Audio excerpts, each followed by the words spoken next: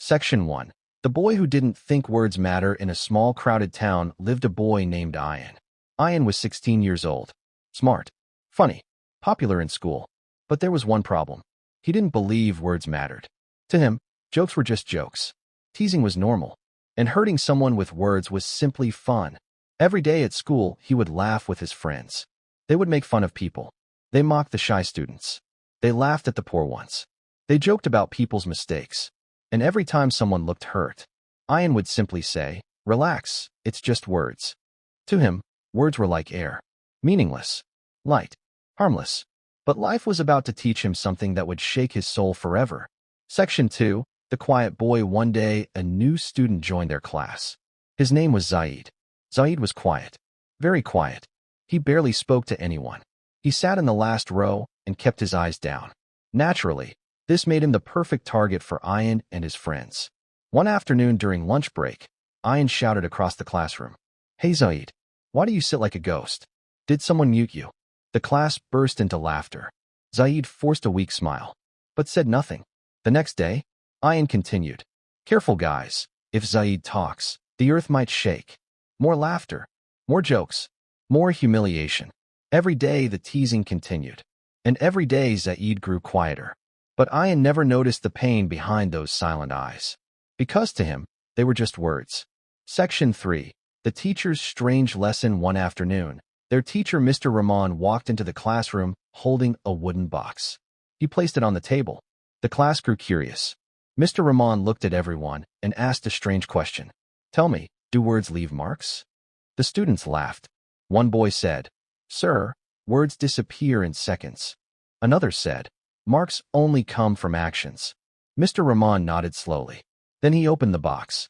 Inside were a hammer and a handful of nails. The class looked confused. Mr. Rahman pointed at Ian. "Ian, come here." Ian walked forward proudly. Mr. Rahman handed him the hammer and a nail. Then he pointed at a large wooden board. "Every time you say something hurtful to someone, you will hammer one nail into this board." The class laughed. Ian shrugged. "Okay, sir. Easy." What he didn't realize was that this simple lesson would soon change his life forever. Section 4. The board filled quickly at first. Ian didn't take the task seriously. But Mr. Rahman was watching. Every time Ian mocked someone, every time he insulted someone, Mr. Rahman calmly said, "Another nail." Day after day, the nails increased. 10 nails, 20 nails, 30 nails. Within a few weeks, the wooden board was almost covered. And something strange began happening. Ian started noticing something he had never seen before. People's reactions. The girl he joked about stopped raising her hand in class. One boy stopped coming to school. And Zaid looked more broken every day. For the first time, Ian began feeling something uncomfortable. Guilt. But the real lesson had not even begun yet. Section 5. The day everything changed. One morning, Zaid did not come to school. Then another day passed. And another. 3 days later, the principal walked into the classroom. His face looked serious. "Students, Zaid will not be returning to school." The room fell silent. Someone whispered, "Why?" The principal paused before answering. "Because he transferred to another city." But then he added something that froze Ian's heart. "Before leaving, he told us something." The principal looked directly at the class. He said he felt invisible here.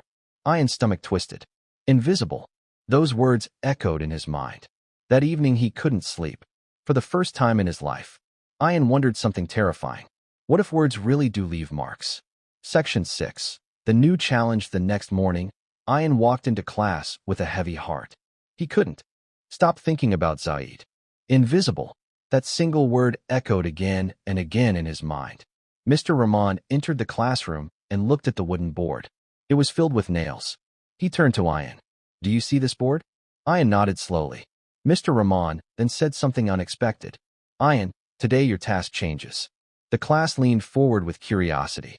"Every time you say something kind, helpful, or encouraging to someone, you may remove one nail." The class grew quiet. This challenge felt very different. Hurting people had been easy, but now, Ian had to heal people. And he soon realized something shocking. Kind words were harder than cruel ones. Section 7. Learning to speak differently. At first, Ian didn't know what to say. He had spent years joking, teasing, and mocking people. Encouraging others felt strange. But he tried. One morning, he saw a classmate struggling with math homework. Normally, he would laugh. But this time he said, "Hey, I can help you if you want." The boy looked surprised, but smiled. That day, Ian removed his first nail. It felt strangely satisfying. The next day, he complimented a girl's presentation. Another nail came out. Then he helped a younger student carry books. Another nail. Slowly, the board started to change. Day after day, the nails disappeared. But Ian began noticing something powerful. People's faces changed when they heard kind words. Smiles appeared. Confidence grew. Friendships formed. For the first time, Ian understood something important. Words don't just hurt people. They can also build people. But the biggest lesson was still waiting. Section 8. The board without nails. After many weeks, the day finally arrived. The board was empty. Not a single nail remained. Ian smiled proudly. "Sir, I removed them all." The class clapped. But Mr. Rahman didn't smile. Instead, he walked to the wooden board and asked Ian to come closer. "Look carefully." Ian stepped forward. At first he didn't notice. Then he saw it. The board was covered in tiny holes. Dozens of them. Marks everywhere. Even though the nails were gone, the damage remained. Mr. Rahman spoke softly. "Ian, this is what words do to people." The classroom fell silent. When you hurt someone with words, you can apologize. You can try to make things better. But the scar, he touched the board, often stays forever. Ian stared at the holes. And suddenly he remembered every joke he had made. Every insult. Every laugh. Every moment someone looked hurt. His chest tightened. For the first time in his life, Ian truly understood the power of words. Section 9. The guilt. That night, Ian couldn't stop thinking. The holes in the board haunted him. But one face kept appearing in his mind. Zaid. The quiet boy. The boy who felt invisible. Ian wondered something painful. How many holes did I leave in his heart? The thought made him feel sick. The next morning, he went to Mr. Rahman. "Sir, do you know where Zaid moved?" Mr. Rahman looked at him carefully. "Why do you want to know?" Ian took a deep breath. "Because I want to say something I should have said a long time ago." Mr. Rahman studied his face. And for the first time, he saw genuine regret. So he gave Ian the address. What happened next would become the most important moment of Ian's life. Section 10. The apology. That afternoon, Ian traveled across the city. His heart pounded the entire time. What if Zaid refused to see him? What if it was too late? Finally, he reached a small apartment building. He knocked on the door. After a few seconds, the door opened. Zaid stood there. For a moment, neither of them spoke. Zaid looked surprised. "Ian." Ian swallowed nervously. "I came to say something." Zaid waited quietly. Ian took a deep breath. "I'm sorry." The words felt heavy. But he continued. "I thought my words were just jokes. I didn't realize they could hurt someone so much." Zaid stayed silent. Then he said something unexpected. "You know, your words did hurt." Ian looked down. "But," Zaid continued, "they also taught me something." Ian looked up, confused. Zaid smiled gently. "They taught me that not everyone understands the power of words. But the people who do, they change the world." Ian felt something shift inside his heart. In that moment, he made a promise to himself. From that day forward, he would use his words differently. Not to destroy, but to build. Not to humiliate, but to inspire. Because he had finally discovered the truth. Words always leave a mark. The only question is, what kind of mark will yours leave? Section 11. A new habit begins. After meeting Zaid. Something inside Ian changed. Not suddenly, not magically, but slowly, like a seed growing inside his mind. Every morning before school, he asked himself one question. What kind of mark will my words leave today? At first it felt strange. He had spent years using words carelessly. But now he began noticing something he had never paid attention to before. People were constantly fighting silent battles. A girl in his class looked confident, but cried after failing an exam. A boy who always joked was hiding problems at home. A quiet student who never spoke was simply afraid of being judged. For the first time in his life, Ian realized something powerful. Everyone carries invisible wounds. And sometimes, a single sentence can either deepen those wounds or heal them. Section 12. The unexpected experiment. One day, Mr. Rahman introduced a new activity in class. He handed every student a blank sheet of paper. Then he gave them a strange instruction. Crumple the paper. The students looked confused but did it. Soon the classroom was filled with crumpled papers. Then Mr. Rahman said, "Now smooth it out again." The The students flattened the paper, but the wrinkles remained. Mr. Rahman held up his paper. This is what words do to people. You can apologize. You can try to fix things. But sometimes the wrinkles never fully disappear. The classroom grew quiet. Ian stared at his paper. He imagined every wrinkle as a memory someone carried. Every insult, every cruel joke, every careless comment. Suddenly, he realized something important. Some people walk through life, carrying wrinkles caused by words spoken years ago. Words from parents, teachers, friends, or strangers. And sometimes, they never forget them. Section 13. The power of encouragement. Weeks passed, and Ian began doing something different. Whenever he saw someone struggling, he spoke up.